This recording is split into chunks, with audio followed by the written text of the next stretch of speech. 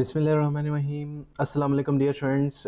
Calculus analytical geometry का ये week 16 है। एक वीक में हम कंटिन्यू करेंगे वीक 15 के ही टॉपिक्स, जो कि 15 वीक्स में हमने सिर्फ एक एग्जांपल की थी एरिया अंडर द कर्व्स के लिहाज से। अभी हम इस वीक में जो हमारा लास्ट वीक है कैलकुलस एनालिटिकल ज्योमेट्री का, और इस वीक में हमारा ये कोर्स भी कंप्लीट हो जाएगा।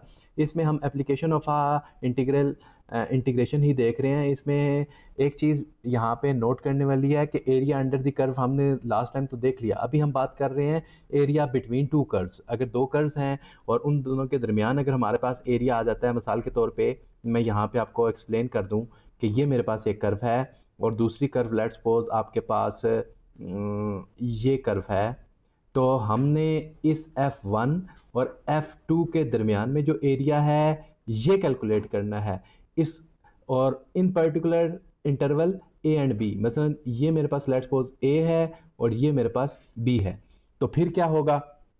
सेकंड चीज, area between the curve and y x axis and x, that is very important कि आपके पास कोई भी एक कर्व है, वो ये भी हो सकती है या जो कर्व है वो ये भी हो सकती है।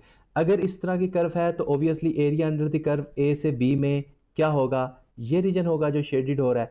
और अगर डाउनवर्ड है तो फिर ए से बी में कौन सा रीजन होगा? वो ये वाला रीजन होगा जो ये शेड हो रहा है।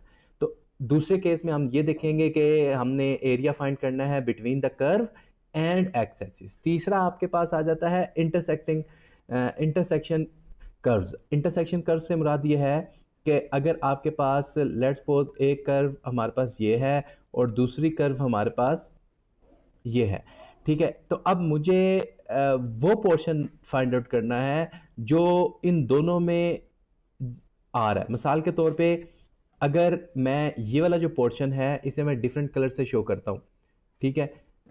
मैं इसको ये कहता हूँ कि अगर मुझे लेट्स सपोज ये वाला रीजन शो करना है जो मैंने हाईलाइट किया है, तो ये कौन सा पोर्शन होगा? इसमें वो पोर्शन तो होगा जो फर्स्ट रीजन के अंदर है, यानी कि इस एफ ऑफ एक्स के अंदर है, यानी कि इस कर्व के इन बिटवीन है। लेकिन अंडर द कर्व का मतलब है ये वाला रीजन नहीं होगा, बल्कि बॉटम वाला रीजन होगा जो मैं ग्रीन कलर यूज कर रहा हूँ। और ऑन दी अदर हैंड अगर मैं इस कर्व की बात कर रहा हूँ जो कि जी ऑफ एक्स है, पहला हमारे पास एफ ऑफ एक्स कह लेते हैं, तो इसके लिए आपके पास ये सारे का सारा रीजन लाई करेगा। लेकिन मुझे रिक्वायर्ड क्या है? मुझे रिक्वायर्ड है in between these two curve. पहले क्या था देखें, इस प्रॉब्लम में और इस प्रॉब्लम में फर्क यह है कि पहले वाली प्रॉब्लम में कोई पॉइंट इंटरसेक्शन नहीं था, जस्ट ए से बी तक हमने जाना था। अब जब बात आ जाएगी इंटरसेक्शन की तो फिर सिचुएशन थोड़ी सी चेंज हो जाएगी। तो अब ये वाला जो रीजन जिसे मैं शेड कर रहा हूं ये हमने फाइंड आउट करना होगा, ठीक है। इस तरह की प्रॉब्लम को भी हम सॉल्व करेंगे area between the intersection curve ने। और finally area between the curve with multiple point of intersection. यहाँ पे तो जस्ट एक पॉइंट ऑफ इंटरसेक्शन होगा या दो पॉइंट ऑफ इंटरसेक्शन होंगे। अगर मल्टीपल इंटरसेक्शन हो जाएंगे तो फिर भी हम इसके वैल्यू फाइंड आउट करेंगे। कैसे फाइंड आउट करेंगे बारी बारी हम देखेंगे। सबसे पहले हम पहली बात की, जो हमारे पास फर्स्ट चीज़ है 31.1, area between the curve from A to B. इसकी सिंपल एग्जांपल आपके सामने यहाँ पे शो हो रही है, ठीक है। इसमें हम कर रहे क्या है कि हमारे पास एरिया ओवरऑल क्या है? हमारे पास एरिया है एक y is equal to f of x और दूसरा है y is equal to g of x. एक कर्व हमने ड्रॉ की इसके ज़रिए। अब हमारे पास ये देखें, एक कर्व आपके पास y is equal to f of x है, ठीक है, ये जो पैराबोला बना है, और दूसरी ये जो कर्व है ये y is equal to g of x है। अगर हमने area under the curve find out करना है तो क्या करना पड़ेगा? वही कि आपने सबसे पहले पहली जो कर्व है जो पैराबोला बन रहा है इसके अंडर द कर्व ये सारे का सारा रीजन आपने फाइंड आउट करना है और उसको फिर माइनस कर देना है इस रीजन में से जो कि दूसरा फंक्शन है इसके अंडर जो एरिया बन रहा है, यानी ये वाला जो एरिया बन रहा है ग्रीन कलर का, इसमें से ये माइनस कर देंगे तो हमारे पास overall region area between the two curve का आएगा। लेकिन ये याद रखना है कि ये तब बात होगी जब आपके पास जो कर्व्स हैं वो एक दूसरे को इंटरसेक्ट नहीं कर रही। इंटरसेक्ट करेंगे तो फिर कोई और चीज होगी, ठीक है।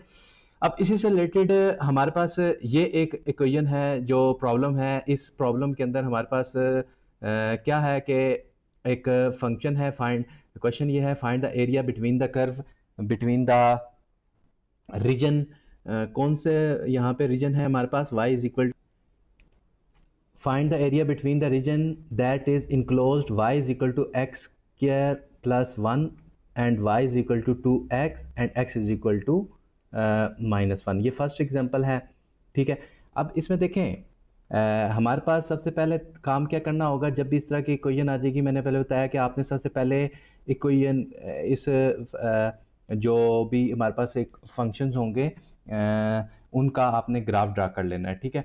मिसाल के तौर पे ये जो y is equal to minus x square plus 1 है, इसका ग्राफ ड्रा किया तो कौन सा ग्राफ है, ये वाला ग्राफ है। ये हमारे पास जो ग्राफ है ये हमारे पास y is equal to minus x square plus 1 का ग्राफ है, ठीक है। इसी तरीके से अब आगे y is equal to 2x plus 1, ये जो स्ट्रेट लाइन है ये इसके इक्वल आ गया। अब थर्ड हमारे पास जो आखिरी चीज़ रह जाती है वो क्या है, y is equal to x is equal to -1। ये जो x इज इक्वल टू 1 है ये लाइन है, just x is equal to -1 ये वाली लाइन है। तो देखें ये इसका ये मतलब नहीं ये इंटरसेक्ट हो रहा है, ये यानी हमने एक रेंज उन्होंने दे दी कि एक चीज़ आप ये याद रखें कि यहाँ से -1 से स्टार्ट करनी है और कहाँ तक जाना है। अब ये आउटर रेंज यानी लोड लिमिट हमें प्रोवाइड कर दी गई कि लोड लिमिट जो हमारे पास वो क्या है कि -1 है। अब इस टोटल एरिया किसके इक्वल होगा, पहला स्टेप हमने क्या किया, ग्राफ बना दिए -1 से 2 तक सारे के सारे f minus x square plus 1 का भी और y is equal to 2x plus 4 का भी, और इन दोनों के दरमियान जो रीजन है इसे हमने शेड कर दिया, यानी ये येलो कलर से मैं इसे शेड कर देता हूँ कि ये जो रीजन इन बिटवीन आ गया है ये हमारे पास area between the two curves है, ठीक है। ओके, अब हमने करना क्या है कि ये जो येलो रीजन है ये हमारे पास रिक्वायर्ड रीजन है, ये हमने फाइंड आउट करना है। यानी ये जो रीजन है ये हमारे पास ये एरिया है ए, जो कि हम फाइंड क्या होगा, जो टॉप रीजन है यानी टॉप रीजन है उसको माइनस करेंगे बॉटम में से, और कहाँ से कहाँ तक, ए, ये ए है हमारे पास, मैं इसे सही तरीके से लिखता हूँ, ये हमारे पास ए है, यानी ये पॉइंट जो है ये हमारे पास ए है और ये पॉइंट हमारे पास क्या है बी। ए से बी में ये सारी की सारी वैल्यूज आप फाइंड करनी है।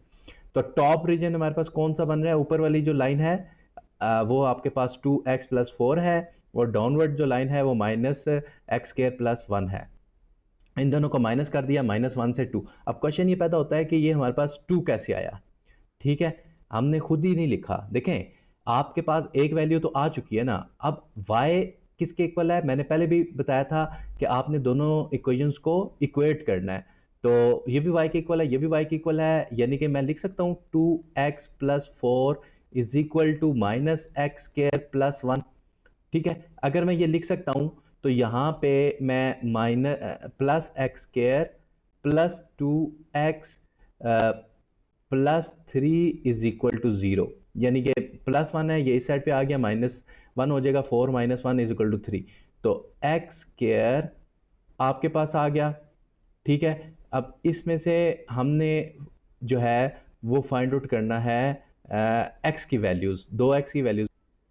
तो अगर मैं इन दोनों को इंटरसेक्ट यानी इन दोनों को हम सिंप्लीफाई करता हूँ, ठीक है। अब एक्स स्क्वायर की वैल्यू क्वाड्रेटिक फार्मूला है, क्वाड्रेटिक फार्मूला यहाँ पे अप्लाई करूँगा तो -2 plus minus under root of b square यानी 4 - 4 ए सी डिवाइडेड बाय 2a। यहाँ से क्लियर नज़र आ रहा है हमारे पास कॉम्प्लेक्स सोल्यूशन आ रहा है, ठीक है। -2 plus minus under root of 4 - 12, 4 - 12 का मतलब है कि यहाँ पे हमारे पास क्या आ गया 8 आयोटा, तो x की वैल्यू आ गई -2 plus minus under root of 8 iota divided by 2।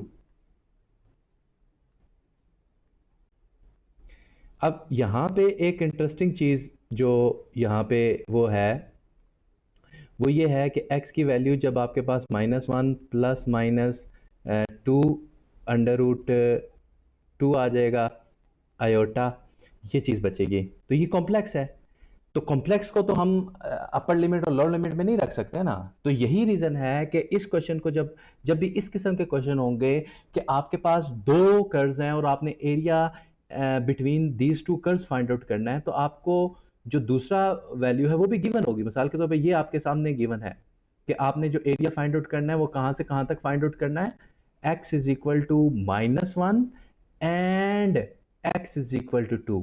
ये वो रीज़न है जिसकी वजह से हमें x और y दोनों गिवन है।